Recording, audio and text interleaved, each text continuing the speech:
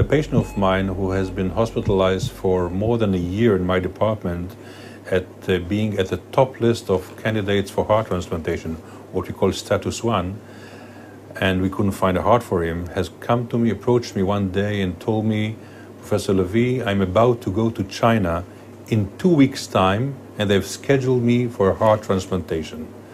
And I looked at him and I thought that he was kidding, but he was dead serious. And that's actually what happened. The guy went to China, and exactly on the same date that he was told ahead of time, 2 weeks ahead of time, he got his heart transplant. This got me going into a quite extensive research to find out how come somebody can schedule a heart transplant ahead of time. O tempo que um órgão saudável pode sobreviver fora do corpo é reduzido. Esta janela temporal chama-se isquémia. Para um rim de 12 a 24 horas, para um fígado é de 12 horas e um coração só pode sobreviver 4 a 6 horas fora do corpo. What I found was something that was obvious for many years, and I didn't know about it, that for more than 20 years, organ procurement in China from executed prisoners has been taking place under official legal knowledge of all authorities in China. And actually, organs from these executed prisoners have been used for any patients flocking from all over the world who could afford to get the transplant from these prisoners. It becomes a little difficult to differentiate between whether or not the execution is being performed for the execution or for the donation. So it's convenient. It's hard sometimes. We cross a barrier here. Is this a patient who's going to be executed anyway? Or is the execution a part of the fact, well, there's some good organs here? We know that some of the executions are timed for the organ transplants. So we know that has to be true, certainly for heart and sometimes and liver transplants too. You need to time it. You know, you have a recipient and your donor. Well, when are you going to shoot them? When are you going to poison them? When are you going to do it? Well, that's nauseating. It's disgusting. It's criminal. I read a paper in the medical literature saying that they developed a method in China where they cover a severely burned patient with almost 90% burnt with a human skin as a temporary coverage. We are using the same method all over the world with narrow strips of skin that are taken from cadavers. But this article from China said that they use a whole body skin, like a whole envelope. And I asked the surgeon, how do you freeze such a huge piece of skin? He said, no, we are not using any freezing method. I said, how come? He said, we are using only fresh.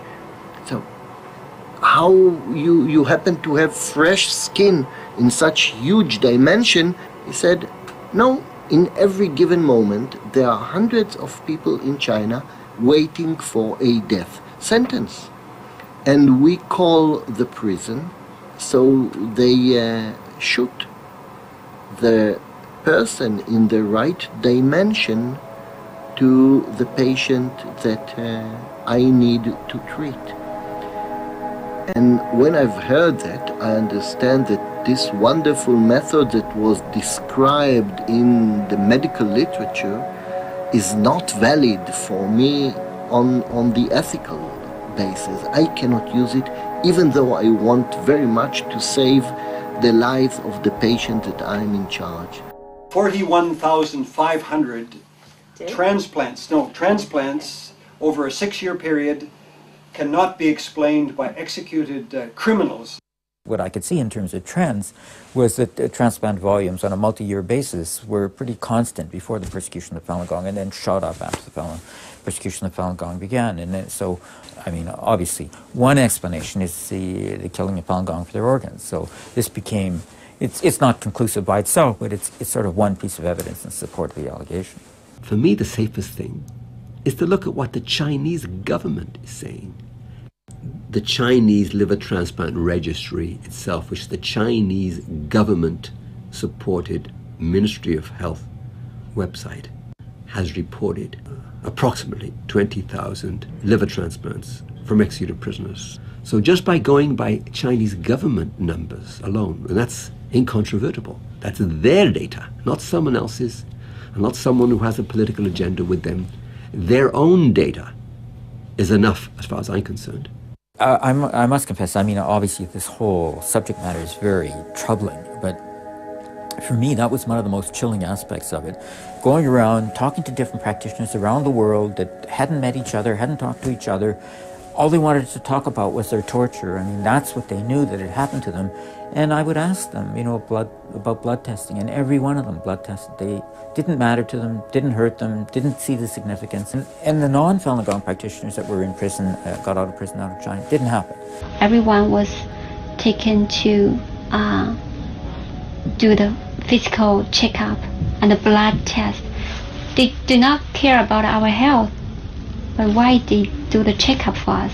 She wasn't being examined for her health. She was being examined to see whether an ultrasound, through an ultrasound, to see whether her organs were in good condition for being sold. This is something unimaginable to I think to most human beings. It's necessary for transplants because you need blood type compatibility for transplants, and it becomes much more obvious that it's only for organ transplants because they would avoid any test that had no use for organ transplants, and they would do every test that was essential for organ transplants. It all goes into a computer bank.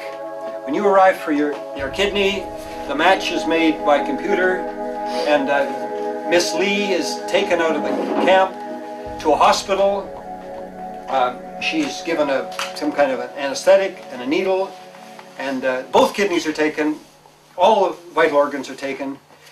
She is dead, and her body is burned, and it's counted as a suicide, and you get your new kidney. A trail that went somewhere wild, for instance, was the phone calls. We had people, for example, calling into China, to hospitals and prisons, and saying, do you have Falun Gong practitioners available for organs? And the answer in about 15 institutions across the country was yes. We recorded those conversations. We had independent interpreters.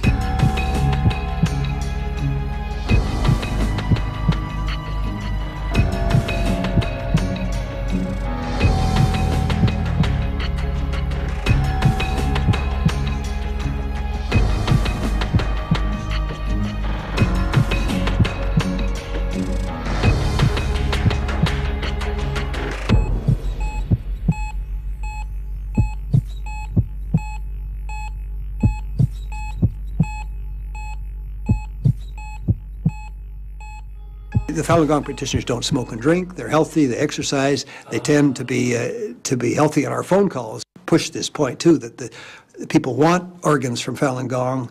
That's why they would phone the hospitals and ask them if they have Falun Gong. The telephone numbers were in fact. Yes, I have the list of the phone numbers, the dates. Believe me, I used to be a prosecutor. I knew that there would be cynicism, and I did my utmost to make sure that everything was satisfactorily and properly and correctly and ethically done. Like we had websites of hospitals advertising wait times and at prices, boasting about how much money they were making. O website da Rede Internacional de Transplantes da China afirma que pode encontrar dadores de órgãos imediatamente. Uma outra página afirma: antes do transplante verificaremos a função renal do dador, por isso é mais seguro do que noutros países, onde o órgão não vem de um dador vivo. No website lia-se uma pergunta: os órgãos para transplante do pâncreas vêm de pacientes em morte cerebral? A resposta era: os nossos órgãos não vêm de vítimas em morte cerebral, pois o estado dos órgãos pode não ser bom. Outro website, chamado Centro de Transplante do Oriente, veio a ser alterado, mas numa versão de arquivo dizia: desde janeiro de 2005 até agora, realizámos 647 transplantes de fígado. 12 deles apenas esta semana. O tempo médio de espera é de 2 semanas. Este gráfico representa as cirurgias de transplante. Em 1998 fizeram-se apenas 9 transplantes de fígado, mas em 2005 os transplantes já chegavam aos 2.248. Apesar de todos os esforços para ocultar a informação, relatos explícitos e alarmantes de testemunhas continuam a chegar a público.